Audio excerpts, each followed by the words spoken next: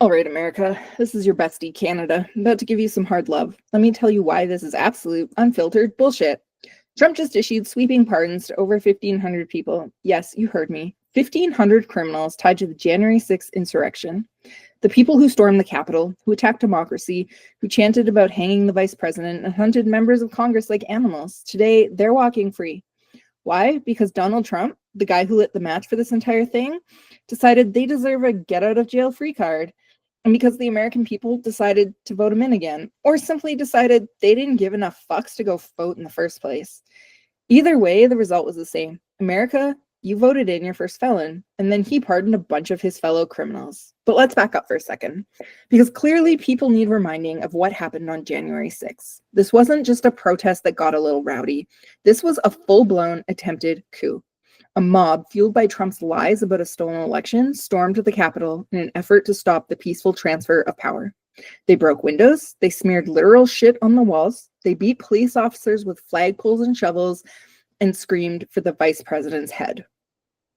People died, over 140 officers were injured, and now the man who called them to action did not just walk back into the White House, he pardoned them all, like they're misunderstood heroes, or as he likes to say, hostages. Let me ask you this.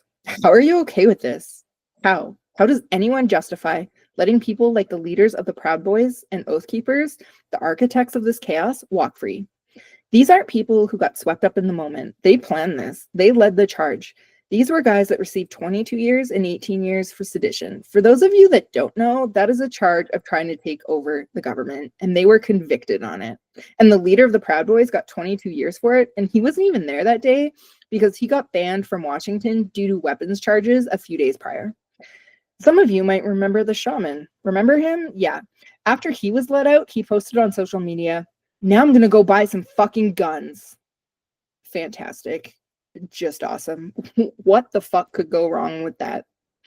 Don't even get me started on the scum who assaulted officers like Michael Fanone. You remember him. He's the cop who was beaten so badly he had a heart attack and received a traumatic brain injury. He said it himself, "My family and I are less safe because of this." Imagine risking your life for your country only to have the guy who incited the attack get reelected as president and then turn around and pardon the people who almost killed you. That's not just betrayal, that's spitting in the face of every single person who stood up to defend your democracy that day. And if you voted for Trump, regardless of the reasons, you did this and you should be ashamed. If you didn't bother to vote because you didn't like the choices or because you were too busy watching Netflix or you forgot or you just don't vote, you did this and you should be ashamed. To top it off, this morning as I'm recording, Musk urged January 6 rioters to alert him to any difficulties getting released. There's reporting by CNN that Musk dispatched Christopher Stanley to a jail. He sent a fucking goon to a jail. This was corroborated by Stanley, who tweeted, "Boots on the ground to ensure the release of the Valentine brothers was executed." What the actual fuck?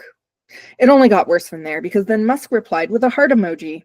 A fucking heart emoji. America, what the fuck? Let's not kid ourselves. This wasn't about mercy. This was about Trump rewarding loyalty. These pardons, they're a giant middle finger to justice, to law enforcement, to democracy itself.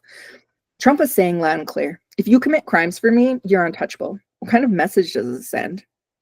I'll tell you what it sends. He's telling every extremist out there that if they fight for him, he'll take care of them. Violence is rewarded, and accountability, it's non-existent. You think this is over? It's not. This is a blueprint for future chaos.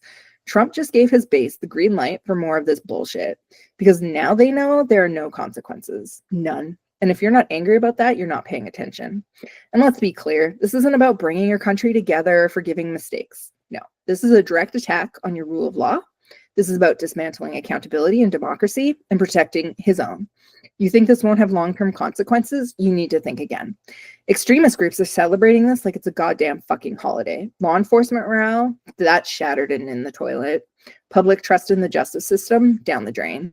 This isn't just about January 6th. It's about the future of democracy in your country. Oh, and by the way, those Republican leaders of yours, they're too busy pretending they either don't know who was released and pardoned or that they haven't seen the January 6th footage of what those people did, so they don't know if they deserve the pardons or not. What the actual fuck, America? You You can't possibly buy that your Republican leaders didn't watch the January 6th footage. So here's the question.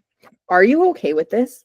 Are you going to sit here and let this become the new normal? Because if you do, your country, the democracy you claim to cherish, it's done. It's finished. This isn't just about Trump. It's about every politician, every extremist, and every grifter who sees this and thinks, yeah, I could probably get away with that. The fight for the soul of your country isn't over. It's just getting started. So let's not pretend that pardoning insurrectionists is some kind of bold move meant to unify your country. It's cowardice, it's corruption, and it's a goddamn fucking disgrace. Stay angry, stay loud, because if you don't, who will? And look, I know what some of you are thinking. Why does Canada care about this? It's not your country. Well, let me tell you exactly why I care. Because what happens in America doesn't just stay in America. Your democracy, your politics, your bullshit, it doesn't stop at your borders. It seeps, it spills, it influences. When your politicians pander to extremism, when your leaders normalize pardoning insurrectionists or fall into fascism, it causes the same kinds of people to rise here in Canada, in Europe, beyond. Your rhetoric fuels the fire for every far-right extremist who wants to tear down democratic institutions worldwide. And let me tell you, Canada, we're not immune. This isn't just your fight, it's ours too. Because if the so-called leader of the free world can't hold the line against this kind of chaos, what does that say for the rest of us? What does that say for democracy anywhere? We're watching and what we're seeing is terrifying and gross. So yeah, I care. Because this fight isn't just about you. It's about every country that values democracy, accountability, and the rule of law. And if you let this slide, if you let pardons like this become your new normal, the ripple effects will be felt far beyond your borders. It's not just your future at stake, it's ours too. So speak up, write your representatives, stay informed, and for the love of God, vote in your midterm elections. For those of you that don't know, they're in 2 years. Fucking vote. In other words, do better, America. Do a lot better.